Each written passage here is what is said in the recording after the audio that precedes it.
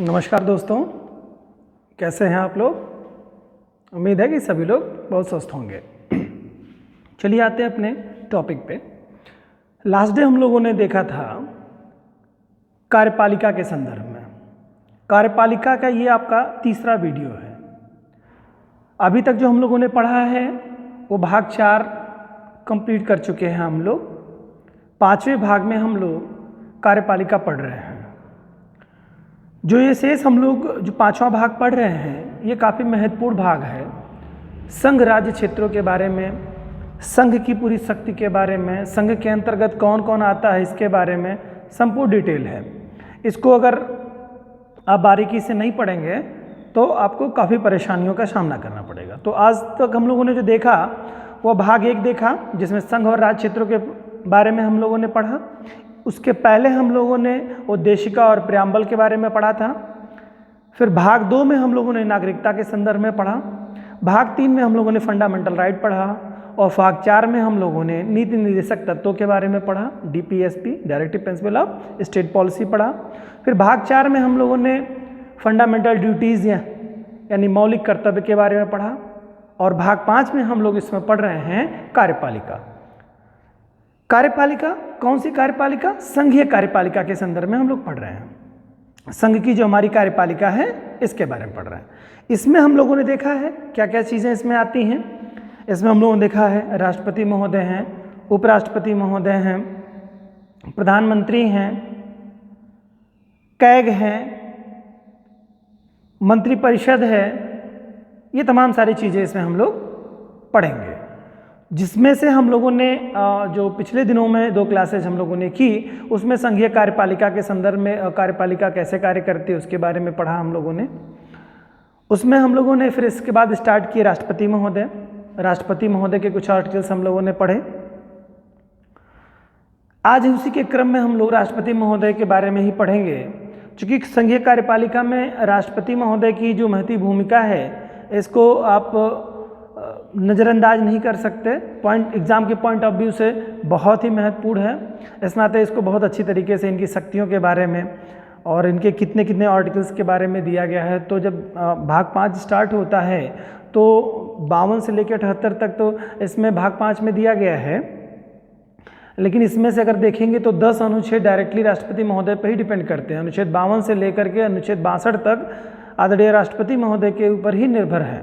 10 अनुच्छेदों में से, जिनमें से हम लोगों ने 4 अनुच्छेदों के बारे में पढ़ रखा था। अनुच्छेद 56 तक हम लोगों ने पढ़ लिया था, जिसमें हम लोगों ने अनुच्छेद 52 में देखा था कि संघ की कार्यपालिका का जो प्रधान होगा वो क्या होगा? राष्ट्रपति महोदय होंगे और उसके लिए भारत का नागरिक होना मस्ट है।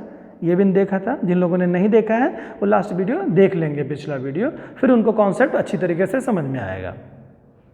अनुच्छेद 53 में हम लोगों ने देखा था, जिसमें देखा था कि राष्ट्रपति महोदय हैं अपने कार्यों का जो संचालन करेंगे, कार्यपालिका शक्ति का प्रधान होने के नाते अपने कार्यों का जो संचालन करेंगे वो मंत्रिपरिषद की सलाह के अनुच्छेद 74 में जोड़ दिया गया कि मतलब वो कार्यपालिका का प्रधान होने के नाते मतलब अपनी कार्यपालिका शक्ति का प्रयोग अपनी मंत्रिपरिषद प्रधानमंत्री की सलाह के आधार पर ही करेंगे। ठीक है, तो ये 2 अनुच्छेद इसमें देखे गए थे। अनुच्छेद 3 में हम लोग 54 में हम लोगों ने जो देखा था उसमें देखा था कि इनकी राष्ट्रपति महोदय के निर्वाचन में कौन कौन लोग भाग लेंगे। तो इसमें हम लोगों ने देखा था कि संसद के दोनों सदनों के सदस्य यानी संसद के सदस्य लेंगे और सभी विधानसभाओं के जो है सदस्य, सभी राज्यों की विधानसभाओं के सदस्य, दिल्ली और पौंडीचेरी के भी सदस्यों को इसमें शामिल कर लिया गया था। ये सारी चीज़ें आपको बताई जा चुकी हैं। आगे के क्रम में हम लोगों ने देखा कि जो 55 में जो हमारा दिया हुआ है उसमें बताया गया है कि किस रीति के हिसाब से होगा, यानी आनुपातिक प्रतिनिधित्व प्रणाली, एकल संक्रमणीय मत प्रणाली, न्यूनतम कोटा का सिद्धांत, ये आधार जो बताया गया है इसमें, ये हम लोगों ने देखा है इसमें। देन इसके बाद की जो स्थिति हमारी बनती है वो आप लोग इसमें देख रहे हैं कि क्या क्या क्रम चल रहा है। तो आप इस सीक्वेंस को बिल्कुल अच्छी तरीके से आई होप समझ रहे होंगे सारी चीज़ों को। तो इसी क्रम में हम लोग आगे बढ़ रहे हैं। आगे के क्रम में हम लोग आने जा रहे हैं, इसके पहले हम लोगों ने अनुच्छेद 56 के बारे में भी देखा था। तो अनुच्छेद 56 में भी दिखाया गया था कि जो राष्ट्रपति महोदय हैं वो अपने उनकी जो कार्यकाल है वो 5 वर्ष का होगा और 5 वर्ष के पूर्व इसके संदर्भ में हम लोगों ने बताया कि पहले चुनाव करा लिया जाएगा, ठीक है, और कभी इनका पद खाली नहीं होता है और उन पर महाभियोग की प्रक्रिया के द्वारा हटाया जा सकता है। और साथ ही साथ इसमें ये भी बात बताई गई थी कि मतलब वो चाहें तो समय से पहले अगर अपना इस्तीफा देते हैं तो उपराष्ट्रपति महोदय को देंगे और उपराष्ट्रपति महोदय जो है तुरंत लोकसभा अध्यक्ष के पास ले जाएंगे। यहाँ तक की बातें हम लोगों ने राष्ट्रपति महोदय के संदर्भ में पढ़ ली थी। आज हम लोग बात करेंगे अनुच्छेद 57 से, ठीक है, 57 से इसके बारे में देखेंगे। यहाँ पर बताए गए अनुच्छेद 57 में 57 में कहा गया है कि कोई भी व्यक्ति दोबारा या कई बार राष्ट्रपति के चुनाव में भाग ले सकता है। यानी कि इसमें हमारा संविधान जो है ये पुनर्निर्वाचन की बात कहता है राष्ट्रपति पद के लिए। पुनर्निर्वाचन का मतलब ये हुआ कि कोई व्यक्ति एक बार निर्वाचित हो चुका है तो वो पुनः निर्वाचित हो सकता है, लेकिन वह कितनी बार निर्वाचित होगा इसके बारे में संविधान हमारा मौन है, इस पर हमारी कोई बात स्पष्ट नहीं करता। इसका मतलब ये हुआ कि कोई व्यक्ति अनेक टाइम भी हो सकता है राष्ट्रपति के चुनाव में भाग ले सकता है, लेकिन ऐसा भारत के इतिहास में ऐसा हुआ नहीं है। सिर्फ राजेंद्र प्रसाद महोदय हैं जो 51-52 में एक बार राष्ट्रपति हुए, फिर उसके बाद 57 में भी 2 बार लगातार राष्ट्रपति होने का गौरव आदरणीय राजेंद्र प्रसाद जी को प्राप्त है। उसके अलावा कोई और राष्ट्रपति जो महोदय नहीं हुए जो लगातार 2 बार राष्ट्रपति हों। तो ये मतलब पुनर्निर्वाचित करने की बात इसमें बताई गई है राष्ट्रपति महोदय के संदर्भ में। यहाँ पर यही था, कोई व्यक्ति राष्ट्रपति पद के लिए निर्वाचन जो है रीइलेक्शन जो कर सकता है, दोबारा चुना जा सकता है, के लिए योग्य है, किंतु वह कितनी बार होगा इस पे संविधान हमारा कुछ विशेष बात बताता नहीं है, यानी कि साइलेंट स्थिति में है, कुछ नहीं कहता है। तो इससे यह स्पष्ट होता है कि कई बार वो व्यक्ति निर्वाचित हो सकता है अगर कोई व्यक्ति चाहे तो, ठीक है, सदन के लोग उसको अपना समर्थन दें। इसके बाद हम अनुच्छेद 58 जो कहता है वो क्या कहता है, राष्ट्रपति पद के लिए निम्नलिखित योग्यताएं निहित की गई हैं। यानी कि कोई भी व्यक्ति राष्ट्रपति बनेगा तो उसके लिए क्या योग्यता उसकी क्या हो सकती, क्या होनी चाहिए, उसके बारे में बताया गया है। योग्यता विहित है, मतलब बताई गई है, समाहित है। कौन है? पहली चीज़ तो भारत का नागरिक होना चाहिए। दूसरी चीज़ 35 वर्ष की आयु वो पूरी कर चुका हो, ठीक है, और साथ ही साथ लोकसभा सदस्य के निर्वाचन की जो योग्यताएं हैं, लोकसभा के सदस्य के निर्वाचन की जो योग्यताएं हैं उसको भी उसे पूरा करना होगा, ठीक है। तो ये कुछ बेसिक बात थी कि जो कि मतलब किसी व्यक्ति को राष्ट्रपति अगर चुनाव करना है तो भारत का नागरिक होना मस्ट है। कोई गैर राष्ट्र का व्यक्ति इस चुनाव में नहीं भाग ले सकता है, मतलब उम्मीदवार नहीं बन सकता है। आयु 35 वर्ष की उसकी हो जानी चाहिए। उसको वो जो सदस्य है वो लोकसभा के सदस्य की जो रिक्वायरमेंट है बनने के लिए वो योग्यता पूरी होनी चाहिए उनकी। ये तो कुछ बेसिक 2-3 बातें हैं जिनके लिए आपको मस्ट है, होना चाहिए। लेकिन इसके साथ साथ कुछ भी मतलब और भी कुछ बातें बताई गई, जैसे किंतु इसके साथ क्या जोड़ा गया है जो कि एक्सेप्शनल स्थिति में है, वो क्या है, किंतु ऐसा कोई व्यक्ति जो भारत सरकार, राज्य सरकार या किसी स्थानीय प्राधिकरण के अधीन कोई लाभ का पद धारण करता है तो राष्ट्रपति पद के लिए उम्मीदवार नहीं होगा। यानी कि कोई व्यक्ति अगर लाभ का पद धारण, ऐसे इसको हम साधारण शब्दों में कहें तो कोई व्यक्ति अगर लाभ का पद धारण करता है तो वो क्या होगा, राष्ट्रपति पद के लिए उम्मीदवार नहीं माना जाएगा, योग्य नहीं माना जाएगा, ठीक है। लाभ का पद, अब लाभ का पद क्या है, लाभ के पद में डिफाइन किया गया, डिफिनीशन जो की गई है इसके बारे में जानना बहुत ज़्यादा ज़रूरी है आपको। कौन से पद लाभ के पद हैं और कौन से पद गैर लाभ के पद हैं। तो कोई राज्य, भारत सरकार का कोई कर्मचारी हो जो भारत सरकार की सेवा के अधीन आता हो वह आपका लाभ का पद के अंतर्गत आएगा। राज्य सरकार के अधीन कोई कर्मचारी हो, विभाग के अंतर्गत रिलेटेड कोई व्यक्ति हो, वह भी लाभ के पद, मगर उस पर कार्यरत है वो, तो लाभ के पद के दायरे के अंतर्गत आएगा। साथ ही साथ आप उसके कोई स्थानीय प्राधिकरण वगैरह हो, यानी ट्रिब्यूनल जो होते हैं, उसका अगर कोई मेंबर है यानी उसका सदस्य है, उसका अगर उसमें सेवा वो दे रहा है तो भी लाभ का पद माना जाएगा। ये सारे जो पद हैं, यानी एक तरह से कहिए कुल मिला के एक लाइन की बात में कि सरकारी सेवा में कार्यरत व्यक्ति जो है वो अगर है वो लाभ का पद माना जाएगा। जब तक वो उससे इस्तीफा नहीं देगा तब तक वह राष्ट्रपति पद के लिए उम्मीदवार नहीं होगा। लेकिन वहीं अगर हम बात करें, कोई व्यक्ति अगर राष्ट्रपति है, उपराष्ट्रपति है, मंत्री है, राज्यपाल है, तो ये सब सारे पद जो है लाभ के पद के दायरे के अंतर्गत नहीं आते हैं। तो यानी ये लोग राष्ट्रपति के निर्वाचन में भाग ले सकते हैं। समझ गए होंगे आप लोग। तो देखिए यहाँ पे वही बात लिखी है, राष्ट्रपति महोदय हो गए, उपराष्ट्रपति महोदय, राज्यों के राज्यपाल होंगे, संघ और राज्यों के मंत्री, यानी कि कोई भी मंत्री हो, किसी भी, चाहे स्टेट गवर्नमेंट में हो चाहे सेंट्रल गवर्नमेंट में हो, ये सारे लोग जो लाभ के पद के अंतर्गत नहीं आते, यानी कोई मिनिस्टर है तो लाभ के पद के अंतर्गत नहीं आता है वो मिनिस्टर। ठीक है, तो ये तो बात मोटी मोटी थी कि क्या क्या योग्यता होनी चाहिए। ठीक है, तो योग्यताओं में आपने देखा 35 वर्ष की भारत का नागरिक होना चाहिए, 35 वर्ष की आयु पूरी होनी चाहिए, लोकसभा सदस्य बनने की उसकी योग्यता होनी चाहिए, है ना, और इसके अलावा कोई लाभ के पद में नहीं होना चाहिए, यानी कि केंद्र सरकार, राज्य सरकार और किसी भी प्राधिकरण में क्या होना चाहिए, वो सरकारी कर्मचारी नहीं होना चाहिए, और राष्ट्रपति, उपराष्ट्रपति, राज्यपाल, है ना, किसी भी राज्य का मंत्री हो, है ना, चाहे केंद्रीय मंत्री हो, वो सारे लोग लाभ के पद में नहीं आते, वो उम्मीदवार माने जा सकते हैं। ये तो इनकी बारे में बात थी। तो ये व्यक्ति जब हो जाएगा तो फिर वो उम्मीदवार बनने की योग्यता रखता है, लेकिन जब उम्मीदवार बनेगा तो उसको सदन के मेंबर्स के माध्यम से ही वो इलेक्ट होकर के जाएगा, चुन करके जाएगा, और तभी उसको जो है वहाँ पर मिल पाएगी, सीट मिलने की चांसेस बनेगी। तो उसके लिए क्या सिस्टम है कि कोई उम्मीदवार, अगर कोई राष्ट्रपति बनने के लिए उम्मीदवार है तो उसको 50 व्यक्ति, जो व्यक्ति मतलब आपके लोकसभा और राज्यसभा की बात हो रही है, वहाँ के क्या है, जो सदन है यानी संसद है, तो संसद के जो सदस्य हैं उनमें से 50 सदस्यों का उसको प्रस्ताव रखना होगा। ठीक है, प्रस्ताव 50 लोगों का, और 50 लोग जो प्रस्ताव रखेंगे उसमें से 50 लोगों का अनुमोदन होना ज़रूरी है। यानी कि अगर हम बात करें तो 543 हैं, और अधिकतम अगर हम बात करें तो 552 लोकसभा में है, और 250 अधिकतम बात करते हैं तो राज्यसभा में है।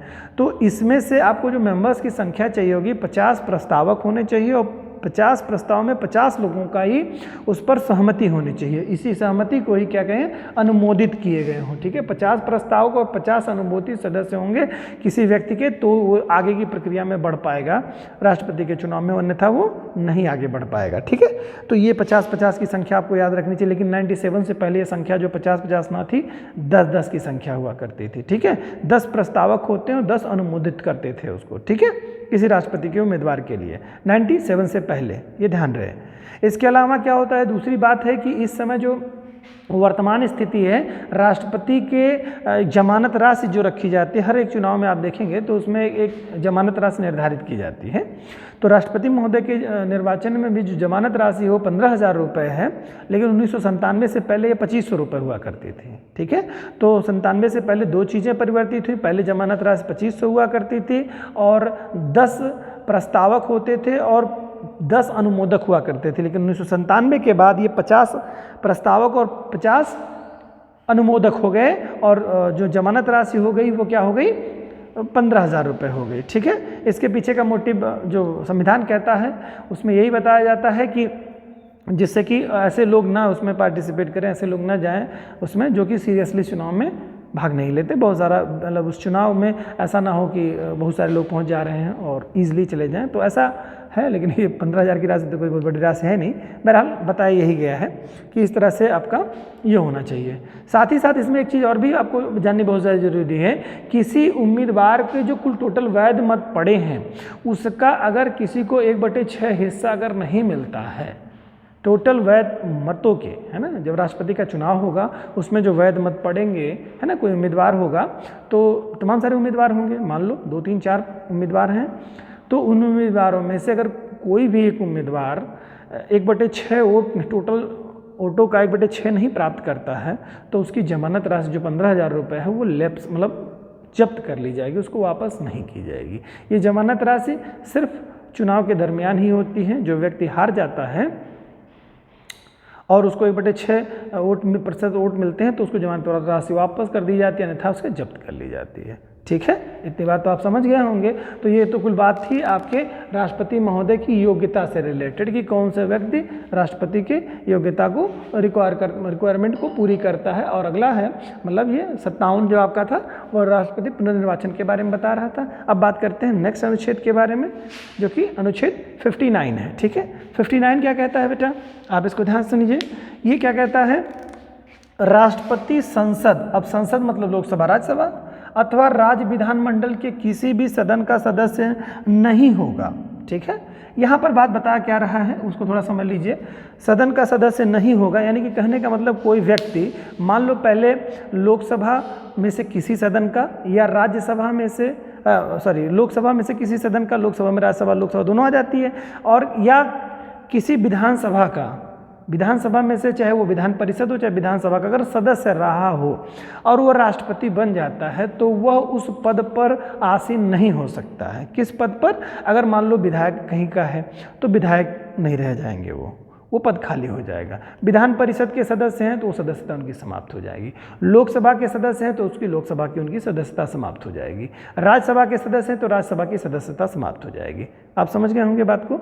तो यही बात बताया गया है इसमें कि राष्ट्रपति संसद अथवा राज्य विधानमंडल के किसी सदन का सदस्य नहीं होगा यदि निर्वाचन से पूर्व इसका सदस्य है, तो निर्वाचन की तिथि से क्या माना जाएगा, उनका जो वो सदस्यता का जो पद है वह रिक्त मान लिया जाएगा। ठीक है। राष्ट्रपति अपने कार्यकाल की अवधि में कोई और पद धारण नहीं कर सकता, कोई अन्य पद ग्रहण नहीं कर सकता। यानी कि कोई व्यक्ति अगर राष्ट्र का राष्ट्रपति है तो उस दरमियान, उस 5 साल के दरमियान जब तक वो राष्ट्रपति महोदय बने रहते हैं तब तक कोई और पद ग्रहण नहीं कर सकते हैं। और अगर किसी भी पद पे वो रहे होंगे, यानी किसी भी सदन का सदस्य रहे होंगे, तो वो सदस्यता उसी दिन से उनकी समाप्त हो जाएगी जिस दिन से वो राष्ट्रपति के चुनाव चुन करके आ जाएंगे। ठीक है, वो सदस्यता उसी दिन से समाप्त मान ली जाएगी। क्लियर? तो ये बात थी आपका। इसके अलावा क्या है कि कुछ बातें इसी अनुच्छेद में ही 59(3) में बातें बताई गई, उसमें बताई जो इम्पोर्टेंट है, आपको मालूम होना चाहिए। अभी रिसेंटली राष्ट्रपति महोदय ने एक स्टेटमेंट भी दिया है अपनी सैलरी को लेकर के। राष्ट्रपति महोदय ने कहा कि 5 लाख मेरी सैलरी है और जिसमें से 2.25 लाख रुपये करीब में टैक्स में चले जाते हैं, कुछ इस तरह का है। तो आपको ये दिमाग में हमेशा रहना चाहिए कि जो राष्ट्रपति वेतन भत्ता जो संशोधन अधिनियम 2018 है उसमें ये किया गया कि राष्ट्रपति महोदय का वेतन 5 लाख रुपए कर दिए गए हैं। ठीक है, तो वो 5 लाख रुपए की धनराशि के बारे में आप इसको थोड़ा ध्यान में रखिएगा कि राष्ट्रपति महोदय की धनराशि कितनी दी जाती है, वो 5 लाख रुपए है। ठीक है, और ये कहाँ से दिया जाता है, ये आयोग में कई बार क्वेश्चन पूछा है, तो बहुत ही महत्वपूर्ण है, ध्यान रखिएगा। भारत की संचित निधि से दिया जाता है, कंसोलिडेटेड फंड ऑफ इंडिया से, कंसोलिडेटेड फंड ऑफ इंडिया से दिया जाता है, या हिंदी में कहेंगे इसको भारत की संचित निधि। ठीक है, तो पूछता है एग्जाम में कि राष्ट्रपति महोदय को कहाँ से धन प्रोवाइड किया जाता है, ठीक है, कहाँ से सैलरी दी जाती है उनको, तो भारत की संचित निधि से, कंसोलिडेटेड फंड ऑफ इंडिया से दिया जाता है। ठीक है, ओके, ये तो बात थी आपके अनुच्छेद 59 के संदर्भ में। अब आगे की बात करते हैं, अनुच्छेद 60 के बारे में बात करते हैं, अनुच्छेद 60 के बारे में। इसमें क्या बात बताई गई है, राष्ट्रपति का शपथ और प्रतिज्ञान इसमें दिया है कि राष्ट्रपति महोदय की शपथ की प्रक्रिया क्या होगी, और कुल मिला के बात यही है कि किस आधार पर उनका प्रारूप क्या होगा, एक तरह से कहिए शपथ और शपथ का प्रारूप। ठीक है, और ये देखिए कि आप लोगों ने अनुसूचियों के बारे में पढ़ा होगा, तो उसमें अनुसूची 1, अनुसूची 2, अनुसूची 1 में संघ और राज्य क्षेत्रों के बारे में आपको मैंने बताया था, अनुसूची 2 में वेतन और भत्तों के बारे में था, और अनुसूची 3 में शपथ के बारे में है। ठीक है, अनुसूचित जो शपथ है उसमें, उस शपथ में सभी के शपथों के बारे में दिया गया कि राष्ट्रपति महोदय का शपथ उसमें नहीं है। ठीक है, तो राष्ट्रपति का शपथ अनुच्छेद 60 में दिया गया है, ये बात ध्यान रहे थोड़ा सा कि अनुसूची में नहीं है। अनुसूची 3 में राष्ट्रपति महोदय के शपथ का प्रारूप का उल्लेख नहीं है, उसके लिए उनके लिए स्पेशली अनुच्छेद 60 में शपथ के प्रारूप का डिटेल दिया गया है। ठीक है, समझ गए, तो यही बात है, अनुच्छेद 60 में शपथ है और उनका प्रतिज्ञान है। ठीक है, इसमें क्या है, इसमें कहा जाता है और कौन शपथ दिलाता है, तो देखिए राष्ट्रपति महोदय जब शपथ लेते हैं तो राष्ट्रपति महोदय को शपथ दिलाने वाले सुप्रीम कोर्ट के मुख्य न्यायाधीश महोदय होते हैं। कौन होते हैं, सुप्रीम कोर्ट के मुख्य न्यायाधीश महोदय। ठीक, और किन्हीं कारणों से सुप्रीम कोर्ट के मुख्य न्यायाधीश महोदय असमर्थ होते हैं दिलाने में, या नहीं होते हैं की स्थिति में होते हैं उस समय, और ज़रूरत पड़ती है तो उस समय सुप्रीम कोर्ट के जो वरिष्ठतम न्यायाधीश महोदय होते हैं वो राष्ट्रपति महोदय को शपथ दिलाते हैं। ठीक है, तो ये बात ही बड़ी महत्वपूर्ण है, इसको ध्यान रखिएगा।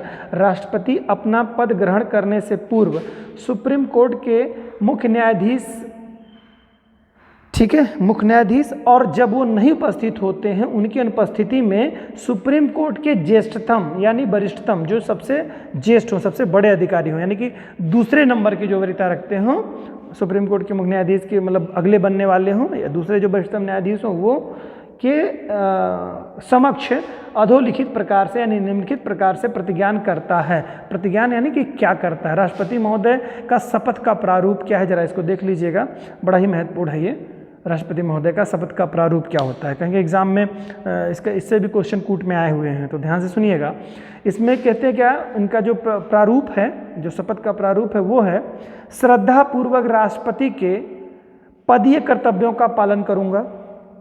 श्रद्धापूर्व राष्ट्रपति के पद के पदीय, जो राष्ट्रपति का पद है उसके पदीय जो कर्तव्य निर्धारित किए गए हैं उनके उसी के हिसाब से क्या करूंगा मैं, उनका पालन करूंगा मैं। ठीक, दूसरी चीज़ है इसमें क्या बताई गई है, दूसरा आगे का स्टेटमेंट है वो है संविधान एवं विधि का, संविधान एवं विधि का परिरक्षण, संरक्षण, प्रतिरक्षण करूंगा। ये बहुत ही महत्वपूर्ण है, ध्यान से सुनिएगा। संविधान एवं विधि का परिरक्षण, संरक्षण, प्रतिरक्षण, ठीक है।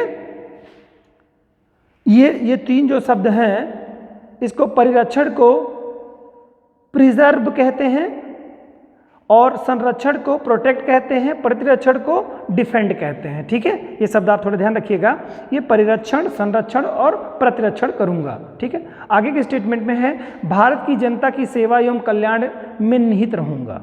ये इस तरह का कुछ प्रारूप बनता है राष्ट्रपति महोदय का, जो शपथ पत्र होता है। इसी शपथ को वो मुख्य न्यायाधीश के महोदय, सुप्रीम कोर्ट के मुख्य न्यायाधीश महोदय के समक्ष इसको धारण करते हैं, ठीक है।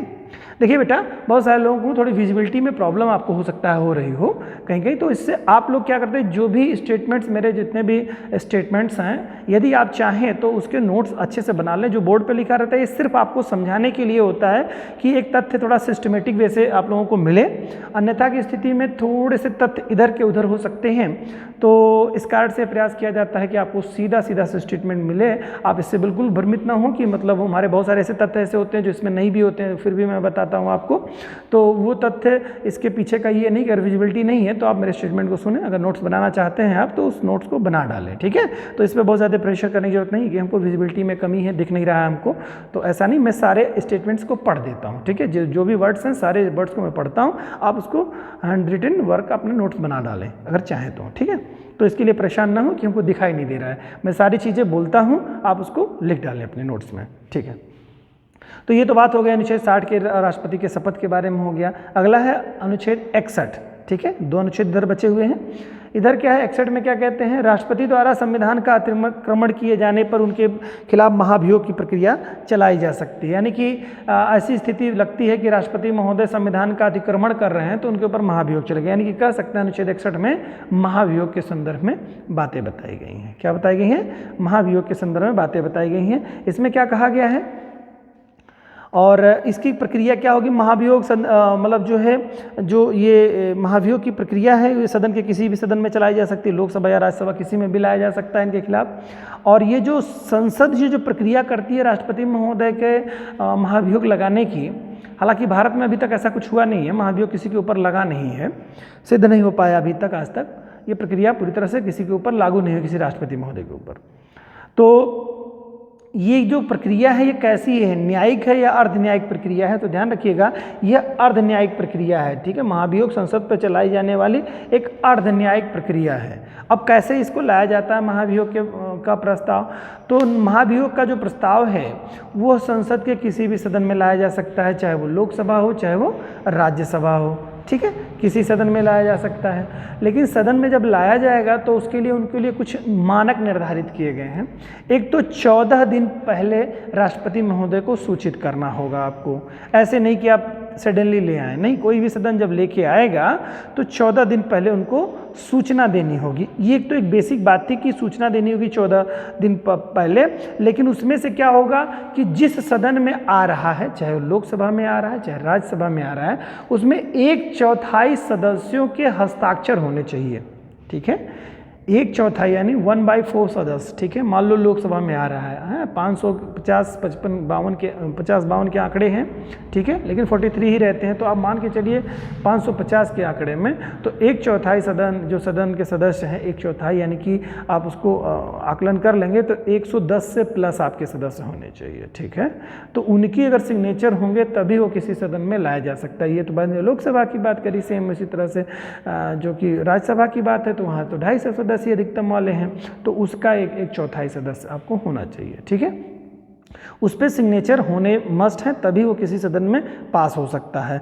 तो 14 दिन पूर्व होना चाहिए, और जिस सदन में प्रस्ताव की सूचना उसको मिल जानी चाहिए 14 दिन पहले राष्ट्रपति महोदय को, और उस सदन में कम से कम एक चौथाई सदस्यों के उस पर हस्ताक्षर होने ही चाहिए। और जिसमें लगाया गया मतलब जो है जिस सदन में ये उनके ऊपर महाभियोग लगाया गया है, ये तो बात हो गई कि जब सदन में पेश हुआ तो एक चौथाई सदस्य उनके सिग्नेचर होने चाहिए। दूसरी चीज़ इसमें ये भी है कि जिस सदन में लाया गया है उस सदन के 2/3 सदस्यों के साथ वह विधेयक, मतलब महाभियोग की जो प्रक्रिया है वो 2/3 सदस्यों से पारित पूर्ण होनी चाहिए। जब तक 2/3 सदस्य उस पर सहमत नहीं होंगे तब तक वो उस सदन से पारित नहीं माना जाएगा, महाभियोग पारित नहीं माना जाएगा, ठीक है। उसी तरह से अगर मान लो किसी सदन से पारित हो गया तो दूसरे सदन में जाएगा तो सेम प्रक्रिया वही लगेगी कि उस सदन के भी जो आपके हैं टोटल सदस्यों का 2/3 सदस्य जो हैं जब तक वो सहमत नहीं होंगे तब तक उस सदन से पारित नहीं होगा। अगर ऐसा हो जाता है दोनों सदनों से तो मान लिया जाएगा कि वो महाभियोग प्रक्रिया पूर्ण हो चुकी है और वो व्यक्ति अब राष्ट्रपति पद के नहीं रह चुके हैं, ठीक है। ऐसे ही है ये। तो इसमें ये बात बताएगी राष्ट्रपति इस पद से उनको मुक्त मान लिया जाएगा कि वो अब नहीं रह गए राष्ट्रपति महोदय, ठीक है। और भी थोड़ी महत्वपूर्ण चीज़ें हैं, थोड़ा नोट है, इसको थोड़ा सा ध्यान से समझ लीजिएगा। ये कि महाभियोग में संसद के कौन कौन से सदस्य भाग लेते हैं, ये थोड़ा सा इसके बारे में जानना। देखिए, राष्ट्रपति के चुनाव में भाग लेने वाले सदस्यों के बारे में जो हम लोगों ने देखा था अनुच्छेद 54 के बारे में, तो उसमें हम लोगों ने देखा था कि राष्ट्रपति के में कौन कौन से लोग भाग ले रहे हैं। तो राष्ट्रपति में हम लोगों ने देखा था कि संसद के दोनों सदनों के सदस्य है ना भाग लेते हैं, निर्वाचित सदस्य बात किए थे ना। फिर उसके बाद में हमने कहा था कि संसद के सभी राज्यों के विधानसभाओं के निर्वाचित सदस्य, नॉट विधान परिषद, और दिल्ली और पुडुचेरी के भी निर्वाचित सदस्य शामिल होते थे। लेकिन अगर महाभियोग की जब प्रक्रिया चलेगी तो फिर क्या यही लोग उसमें शामिल होंगे? तो एक बहुत महत्वपूर्ण बात है, ये सब नोट्स में लिख लीजिएगा अपने, कि राष्ट्रपति के महाभियोग की प्रक्रिया में सिर्फ और सिर्फ संसद के दोनों सदनों के ही लोग शामिल होते हैं, लोकसभा और राज्यसभा के सदस्य ही शामिल होते हैं। किसी विधानसभा के सदस्य शामिल नहीं होते हैं, चाहे वो संघीय दिल्ली और पुडुचेरी हो और चाहे वो किसी भी राज्य की विधानसभा हो, ठीक है। तो ये निर्वाचन में तो भाग लेंगे, लेकिन महाभियोग की प्रक्रिया में केवल संसद के दोनों सदनों के सदस्य ही भाग लेंगे। और उसमें एक बात और भी है, संसद के दोनों सदनों के भाग लेंगे तो उसमें मनोनीत सदस्य भी पार्टिसिपेट करेंगे। बहुत ही महत्वपूर्ण पॉइंट है बेटा, इसको नोट कर लीजिएगा अपने दिमाग में, कहीं कागज़ में कहीं नोट कर लीजिएगा, अन्यथा भूल जाएंगे आप कि महाभियोग की प्रक्रिया में कौन कौन लोग भाग लेते हैं। तो महाभियोग की प्रक्रिया में संसद के सभी सदस्य, नॉट मनोनीत सदस्य। पहले होता था क्या कि निर्वाचन में मनोनीत सदस्य नहीं भाग लेते थे, लेकिन यहाँ महाभियोग में मनोनीत सदस्य भी भाग लेंगे, है ना। कंप्लीट मेंबर्स भाग लेंगे उसमें, कौन से? दोनों सदनों के, लोकसभा और राज्यसभा के। लेकिन किसी विधानसभा का कोई सदस्य भाग नहीं लेगा, चाहे निर्वाचित चाहे मनोनीत। क्लियर हो गया होगा आप लोगों को? ये महत्वपूर्ण पॉइंट था अनुच्छेद 61 के तहत। अब अनुच्छेद 60 के बारे में हम लोग चर्चा करते हैं। इसमें क्या होता है कि कोई भी पद इस तरह से बताइए कि 60 में यह कहा गया है कि राष्ट्रपति के पद की रिक्तता को भरने के लिए कराए जाने वाले चुनाव एवं उसकी पदावधि के संबंध में इसमें बातें बताई गई हैं। यानी कि कुल मिला के बात यह है कि राष्ट्रपति का जो पद है, इनके चुनाव की पद, इनके बारे में बताया कि रिक्त नहीं रह सकता है, वो पद रिक्त नहीं रहेगा, उसको चुनाव की पद मतलब उसको समय से पूर्व ही कंप्लीट कर लिया जाएगा, ठीक है। समय का पूर्व मतलब यानी 5 वर्ष के पूर्व भी जैसे पूर्व होता है तो वो मान लिया जाएगा, मतलब करा लिया जाएगा चुनाव के बारे में, यही बात बताई गई है। और इसमें क्या है, इसके बारे में कहाँ कहा गया, तो इसमें रिक्तता को भरने के लिए, मतलब पूरा अनुच्छेद जो कहता है वो कहता है राष्ट्रपति के पद की रिक्तता को भरने के लिए कराए जाने वाले चुनाव एवं उसकी पदावधि संबंधी प्रावधान दिए गए हैं, ठीक है। रिक्तता को भरने के लिए जो चुनाव है उसकी पदावधि संबंधी प्रावधान किए गए हैं कि यानी कि इसमें यही बात बताई गई है कि 5 वर्ष से पूर्व ही चुनाव कर लिए जाएंगे। जैसा कि आप लोगों ने अनुच्छेद उसमें पढ़ा था, आप लोगों ने 56 में देखा था। 56 में बात बताई गई थी कि भाई वो अपने समय से पूर्व ही अपना इस्तीफा भी दे सकते हैं, लेकिन नहीं तो 5 वर्ष की समावधि वो पूरी करेंगे, बात बताई गई थी उसमें। तो वही बात यहाँ पे मतलब उससे आगे बढ़ करके कह रहे हैं कि रिक्तता को भरने के समय यानी कि कोई खाली पद नहीं रहेगा, कुल इस तरह से कहिए कि रिक्तता तो भर ली जाएगी। और इसके लिए क्या है कि एक तरह से कहिए एक वाद था 1974 में एक बात था हेनरी प्रेसिडेंशियल पोल से संबंध में। तो उसमें सुप्रीम कोर्ट ने यह निर्देश दिया कि किसी भी कंडीशन में किसी भी परिस्थिति में मतलब वो चुनाव करा लिए जाएंगे, उनके मतलब पदावधि से पहले ही चुनाव करा लिए जाएंगे किसी भी कंडीशन में। ऐसा नहीं पदावधि 5 वर्ष की है उससे वो एक्सेस जा करके चुनाव करेंगे, नहीं, पदावधि के दरमियान ही चुनाव आप करा लेंगे, 5 वर्ष पूर्ण होने से पहले ही। किसी भी कंडीशन में आप कोई कारण बना करके उसको रोक नहीं सकते, उसको होल्ड ऑन नहीं कर सकते, ठीक है। ऐसे किसी भी आधार पर उसे टाला नहीं जा सकता। और यह जो स्टेटमेंट उनका मतलब जो एक तरह से सुप्रीम कोर्ट का जो निर्देश था वो आज्ञापक स्टेटमेंट था, इसे मैंडेटरी स्टेटमेंट कहेंगे आप इसको, कि मतलब एक तरह से आदेशात्मक व्यवस्था लागू की गई और आदेश के स्वरूप में इन्होंने कहा, और उसमें कहा कि मतलब ये किसी भी कंडीशन में टाला नहीं जा सकता है। तो कुल टोटल ये आप लोगों के राष्ट्रपति महोदय के अनुच्छेद 52 अनुच्छेद हो गए, 52 से लेकर 62 तक 10 अनुच्छेद आप लोगों के राष्ट्रपति महोदय कंप्लीट हो गए। अब राष्ट्रपति महोदय की शक्तियों के बारे में थोड़ी सी हम लोग चर्चा कर लेते हैं। राष्ट्रपति महोदय के पास देखिए बहुत अथाह शक्तियाँ हैं और लगभग करीब में कुछ एक शक्तियाँ हैं, जैसे चूंकि देखिए कार्यपालिका का जो प्रधान होगा उसके पास शक्तियों का अंबार होगा। कैसे अंबार होगा? क्योंकि आपने देखा कि विधायिका है कानून बनाती है, कार्यपालिका है सारे कार्यों का संचालन करती है, न्यायपालिका है कि किसी कार्य का सही रूप से संचालित हुआ है कि नहीं है, क्या वो विधिक तरीके से हुआ है कि नहीं हुआ है, सिर्फ यही न्यायपालिका का कार्य हमारे हैं कि उसको देखरेख करना कि कहीं गलत तरीके से तो कार्यपालिका के लोगों ने उसको क्रियान्वित तो नहीं कर दिया, या विधायिका के लोगों ने कोई ऐसा गलत संविधान तो नहीं बना दिया जो संविधान की और अच्छा नहीं कर रहा, मतलब संविधान के अगेंस्ट है। बस इतना ही मतलब जो है हमारी न्यायपालिका का कार्य है। तो कार्यपालिका और सारी चीज़ें देखिए, विधायिका अपना कानून बनाएगी तो सारे कार्यों को संचालन कौन करेगा, है ना, करेगा तो कार्यपालिका ही करेगी। तो कार्यपालिका जब करेगी तो कार्यपालिका का प्रधान कौन होगा? आदरणीय राष्ट्रपति महोदय हैं। तो सारी शक्तियाँ किस में होंगी? राष्ट्रपति महोदय में। नहीं तो राष्ट्रपति के पास तो बहुत सारी ऐसी शक्तियाँ होंगी। हालांकि हमारे संविधान में उनकी शक्तियों को थोड़ा सा सीमित कर दिया गया है। सीमित इस रूप में कर दिया गया कि मंत्रिमंडल और प्रधानमंत्री की बातों को मानने के लिए उनको बाध्य कर दिया गया है। तो बाध्य करने के नाते वो बहुत फ्री नहीं हैं, लेकिन सारे कार्य जो मंत्रिपरिषद करती है उसके लिए जिम्मेदार राष्ट्रपति महोदय ही होते हैं, ठीक है। तो कुछ एक बात के बारे में हम लोग बात कर लेते हैं। पहले हमारी है जैसे कार्यपालिका शक्ति है, विधायी शक्ति, यानी कार्यपालिका आप समझ रहे हैं जो कार्य करते हैं उनसे संबंधित क्या है, अभी मैं इसके बारे में डिटेल कुछ करता हूँ आपको। फिर विधायी शक्तियाँ हैं, यानी कानून बनाने के संबंध में क्या शक्तियाँ उनके पास है। फिर न्यायिक शक्तियाँ हैं, वित्तीय शक्तियाँ हैं, सैन्य संबंधी शक्तियाँ हैं, राजनयिक शक्तियाँ हैं, आपातकालीन शक्तियाँ हैं, वीटो राष्ट्रपति की वीटो संबंधी शक्तियां हैं। तो ये बहुत सारी शक्तियों के बारे में लगभग 7-8 प्रकार की शक्तियां हैं जिनकी डिटेल आपको जानना बहुत ज़्यादा ज़रूरी है। मैं कुछ एक की डिटेल आपको थोड़ी सी कर दे रहा हूं आपको, ठीक है। बाकी चीज़ें आप लोग स्वतः से खूब मेहनत से पढ़िए, ठीक है। कहीं कोई असुविधा होगी तो आप कमेंट बॉक्स में लिख करके उसके बारे में पूछ सकते हैं, हम उसके जवाब देंगे आपको, ठीक है। तो देखिए इसमें क्या है, मैं कुछ एक के बारे में बता दूं जो छोटी छोटी चीज़ें हैं। जैसे सैन्य शक्ति के बारे में तो आप जानते हैं कि तीनों सेना के प्रमुख जो होते हैं वो कौन होते हैं? राष्ट्रपति महोदय होते हैं, ये तो आपको पहले से पता है। तीनों सेनाओं के प्रमुखों की नियुक्ति भी राष्ट्रपति महोदय करते हैं। तो कुछ सैन्य संबंधी शक्तियाँ आप इस तरह समझ सकते हैं। ये हैं चीज़ें। आपातकालीन शक्तियों के बारे में थोड़ी सी बात कर लें तो आपातकालीन शक्तियों के बारे में देखते हैं। अनुच्छेद 52, अनुच्छेद 352, 356 और 360, है ना। 352 जो है आपका राष्ट्रीय आपात की स्थिति में होता है, वह आक्रमण वगैरह की स्थिति है। और 356 है राज्यों में राजतंत्र फेल हो जाने राष्ट्रपति शासन लगाने वाली शक्ति है। और अनुच्छेद 360 जो है वो वित्तीय आपात की स्थिति में लगाए जाते हैं। तो ये सारी शक्तियों का प्रयोग कौन करता है? राष्ट्रपति महोदय करते हैं, ठीक है। साथ में आप हमेशा रखेंगे कि कार्यपालिका जो मंत्रिपरिषद उसकी सलाह के आधार पर ही करते हैं, लेकिन करते कौन है? राष्ट्रपति महोदय करते हैं। इसके अलावा कुछ और भी चीज़ें हैं, जैसे आपातकालीन शक्तियों के अलावा राष्ट्रपति की वीटो संबंधी शक्तियां हैं। तो राष्ट्रपति को 3 तरह के वीटो की शक्तियां प्राप्त होती हैं। आत्यांतिक वीटो जिसे एब्सोल्यूट वीटो कहते हैं, या इसी को ही पूर्ण वीटो के नाम से भी हम लोग जानते हैं। और इसके अलावा हम निलंबनकारी वीटो होता है, और इसके अलावा जो हमारा होता है वो जेबी वीटो है। तो कुल 3 तरह के वीटो शक्तियाँ उनको प्राप्त हैं। इन वीटो शक्तियों के बारे में थोड़ी सी जान लीजिए। अत्यंतिक वीटो वगैरह जो आपका है, इसमें क्या होता है कि मतलब जो मोस्टली क्या होता है, पुराने जो प्राइवेट जो वीटो जो है विधेयक होते हैं, प्राइवेट विधेयकों पे ही इसका प्रयोग करते हैं। तो इसमें यह है कि पूर्ण रूप से उस पर रोक लगा दी जाती है वीटो पे।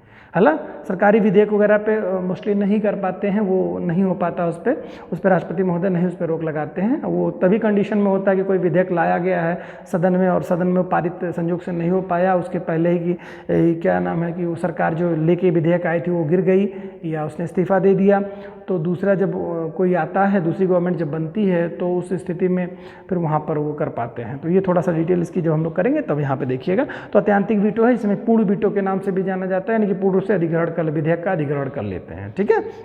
दूसरा है निलंबनकारी वीटो। निलंबनकारी वीटो में मतलब ये होता है कि कोई विधेयक आया सदन के पास और राष्ट्रपति महोदय ने फिर से सदन को वापस कर दिया कि भाई इस पर एक बार और विचार कर लीजिए, तो यानी उसको निलंबित कर दिया, तुरंत नहीं उसको एक्सेप्ट किया। तो उस स्थिति में क्या निलंबनकारी वीटो में यानी एक तरह से फिर दोबारा जब सदन से पास होकर के जाएगा तो राष्ट्रपति महोदय बाध्य हैं उसको करने के लिए, तो ये निलंबित कर देना उसको, तो निलंबनकारी वीटो कहलाता है। समझ गए होंगे आप लोग। इसके अलावा फिर आपका जेबी वीटो है। तो जेबी वीटो वगैरह में क्या होता है कि कुछ विधेयक ऐसे आते हैं जिनके बारे में राष्ट्रपति अपने मौन धारण कर लेते हैं उस विधेयक को लेकर के। ठीक है। जैसे डाक ज्ञानी जैल सिंह ने डाक संबंधी विधेयक को लेकर के ऐसी तरह से स्थिति बना ली थी, तो वो क्या हो जाता है कि अपने पास रख लेंगे, उस पर कोई जवाब ही नहीं दिया। तो ये तो कुछ बातें थी। अब थोड़ा कार्यपालिका की डिटेल थोड़ी से हम लोग कर लेते हैं। बाकी इस तरह के सारे आप लोग शक्तियों के बारे में महोदय के पढ़ लीजिएगा। देखिए इसमें क्या है, अनुच्छेद देखिए कुछ शक्तियों के बारे में बताया। जैसा कि कार्यपालिका शक्तियों में अगर हम बात करें तो कुछ अनुच्छेद आपके हैं। अनुच्छेद अभी आप लोग आगे चल करके जब हम पढ़ाएंगे आपको को अनुच्छेद 77, अनुच्छेद 78, अनुच्छेद 74 के बारे में तो आप जानते हैं, जिसमें कहा गया है कि अनुच्छेद 53 का वायलेंस मतलब जो है मेंशन करके उसको पढ़ा जाता है कि कार्यपालिका शक्ति का प्रधान जो है वो क्या होगा, राष्ट्रपति होगा। लेकिन उसी में ही 53 में ही जोड़ के हम लोग पढ़ते हैं कि इन शक्तियों का प्रयोग, कार्यपालिका शक्तियों का प्रयोग मंत्रिपरिषद की सलाह के आधार पर और सलाह और मंत्रणा के आधार पर ही करेंगे अपने फैसले कोई भी। तो एक एक बात में देखते हैं। अनुच्छेद 77 क्या में कार्यपालिका शक्ति कैसे मिलती है। इनको कार्यपालिका के समस्त कार्य राष्ट्रपति के नाम से किए जाएंगे। ये क्या होता है, अनुच्छेद 77 कहता है कि कार्यपालिका के जितने भी कार्य किए जाएंगे वो सब राष्ट्रपति महोदय के नाम से किए जाएंगे। ठीक है। कोई भी कार्य करती तो सरकार है, लेकिन नाम उसमें किसका होता है, उसमें राष्ट्रपति महोदय का ही नाम होता है। वो राष्ट्रपति महोदय के माध्यम से ही कार्यपालिका किसी कार्य का संचालित करती है। कार्यपालिका का प्रधान राष्ट्रपति महोदय हैं। तो ये दिमाग में हमेशा अपने बात आपकी रहनी चाहिए। ये बहुत बेसिक बात है, लेकिन लोग थोड़ा मिस कर जाते हैं दिमाग से, जो बच्चे सीरियसली इसको समझ नहीं पाते हैं।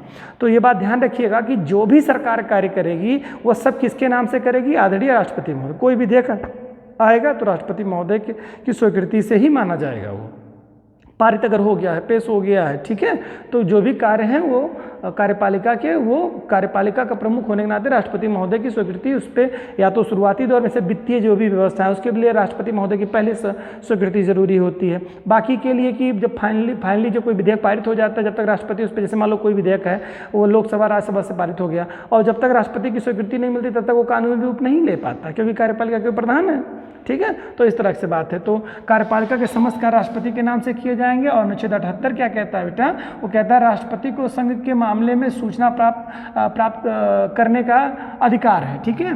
राष्ट्रपति को संघ के मामले में सूचना प्राप्त करने का अधिकार, यानी कि अनुच्छेद 78 ये कहता है, देखिए शक्ति है कि वो चाहे तो केंद्र से पूछ ले, किसी भी चीज़ के संदर्भ में उससे उसके बारे में उसको सूचना लेना चाहते हैं राष्ट्रपति महोदय, तो राष्ट्रपति महोदय केंद्र सरकार से किसी संदर्भ में सूचना प्राप्त कर सकते हैं। किसी भी इम्पॉर्टेंट मुद्दे पर वो चाहें तो वो उनसे सलाह ले सकते हैं या उनसे सवाल पूछ सकते हैं, इस तरह से क्या हो रहा है किसी भी विधेयक को इससे संदर्भित या किसी भी चीज़ को लेकर के। तो ये इनकी अलग शक्ति है। संघ के मामले में किसी भी संघ का कोई विशेष मामला है उसके बारे में अगर चाहते हैं तो सूचना ले सकते हैं मंत्रिपरिषद से। ठीक है। वो सदन से पूछ सकते हैं। प्राप्त करने की सूचना की जो इनकी शक्ति है वो इन्हीं के पास है। ठीक है। इसके अलावा अनुच्छेद 74 में देखिए, अनुच्छेद में 74 में यही बताया गया है कि कार्यपालिका का प्रधान तो होगा ही, लेकिन और सारे कार्य जो है जितने भी कार्य हैं कार्यपालिका के वो राष्ट्रपति मंत्रिपरिषद की सलाह में ही करेगा। तो मंत्रिपरिषद की सलाह में क्या क्या कार्य करेगा, ध्यान समझिएगा। तो देखिए प्रधानमंत्री की नियुक्ति करेगा और फिर प्रधानमंत्री की नियुक्ति मतलब की सलाह पर शेष सारे मंत्रियों की नियुक्ति करेगा। समझने बात को। और क्या क्या करते हैं, ये बहुत महत्वपूर्ण बात है, एग्जाम में बहुत सारे क्वेश्चन इससे आए हैं और आएंगे भी आगे के दौर में, तो आप इसको थोड़ा सा ध्यान से सुन लीजिएगा। अनुच्छेद 74 में ही क्या गया, राष्ट्रपति अपने समस्त कार्यपालिका शक्ति का प्रयोग मंत्रिपरिषद की सलाह से करेगा, जो कि मैं बता चुका हूँ अभी आपको। वह प्रधानमंत्री की सहमति से संघ के प्रमुख अधिकारियों की नियुक्ति करेगा। प्रधानमंत्री की सहमति पर संघ के और अन्य मंत्रियों की नियुक्ति करेगा, यानी सारे संघीय मंत्रियों की नियुक्ति करेगा। और किसकी क्या करेगा, इसके अलावा संघीय मंत्रियों की नियुक्ति करेगा, जो कि अभी मैंने बताया। राज्यपाल की भी नियुक्ति करेंगे, कौन, राष्ट्रपति महोदय करेंगे। सुप्रीम कोर्ट और हाई कोर्ट के न्यायाधीशों की जो नियुक्ति है वो कौन करेंगे, राष्ट्रपति महोदय करेंगे। देखिए एग्जाम में पूछता है कि सुप्रीम कोर्ट के न्यायाधीश या हाई कोर्ट के न्यायाधीश की नियुक्ति कौन करता है, तो राष्ट्रपति महोदय करते हैं, ठीक है, ध्यान रहे। फिर उसके बाद में कैग जो है, कंट्रोलर एंड ऑडिटर जनरल है, इनकी नियुक्ति कौन करता है, वो राष्ट्रपति महोदय ही करते हैं। यूपीएससी के अध्यक्ष की और सदस्यों की नियुक्ति कौन करते हैं, राष्ट्रपति महोदय ही करते हैं। ध्यान सुनिएगा, यूपीएससी के अध्यक्ष और सभी सदस्यों की नियुक्ति राष्ट्रपति महोदय ही करते हैं।